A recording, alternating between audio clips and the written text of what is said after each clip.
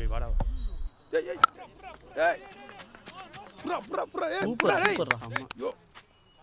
ஏய் இந்த ஏன்டா பேட் பிச் போறீங்க? நான் தான் சொல்றேன் இந்த கிரவுண்ட் பத்தி எனக்கு எல்லாம் தெரியும். நான் சொல்றேன் மட்டும் செய்யுடா. Last over 10 runs to win, last wicket. அங்கே பாரு ரஞ்சித் செம்ம காண்டா வரான். ஆமாம் மச்சான் கடைசி ஒரு யாருக்குடா கொடுக்குறது? பாலாக்கு முடிஞ்சிச்சு. காமேஷ் ஸ்பெல்லும் காலி. யார் அந்த புது பையன் ஓகேவா? அது நம்ம பிரகாஷ் சார் சொந்தக்கார பையன் தானே? ஆமாண்டா. சரி அவனை கூப்பிடு. டே கார்த்தி இங்கே பாரு, இவனுக்கு சுத்தமாக ஆட தெரியாது சரியா? இவனை வச்சு எப்படியா அந்த ஓவர் கண்டினியூ பண்ணிடு. சிங்கிள் மட்டும் கொடுத்துடாதரா, புரிஞ்சுதா? ஓகேண்ணா.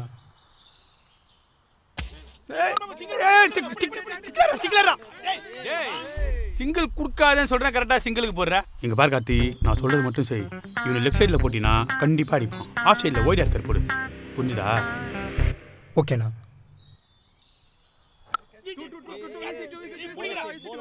ஐயோ டேய் ஏன்டா சொல்ல அப்படியே போடுற?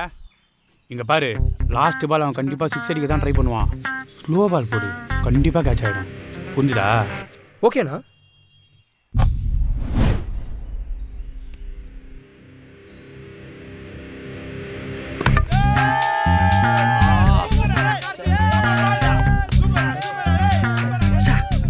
பத்தியா, இதுதான் நான் சொல்கிற மாதிரி கேட்கணும்னு சொல்கிறது. அங்கே பாரு எப்படி கூட வந்தது, புரிஞ்சுதா?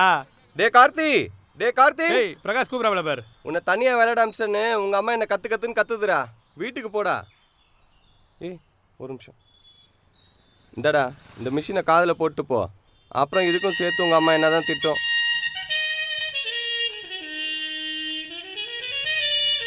ஏய் கார்த்தி, இவனுக்கு சுத்தமாட தெரியாது.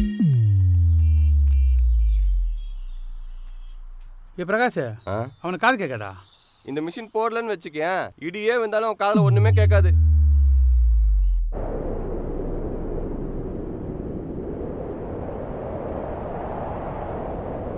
புரிஞ்சுதா?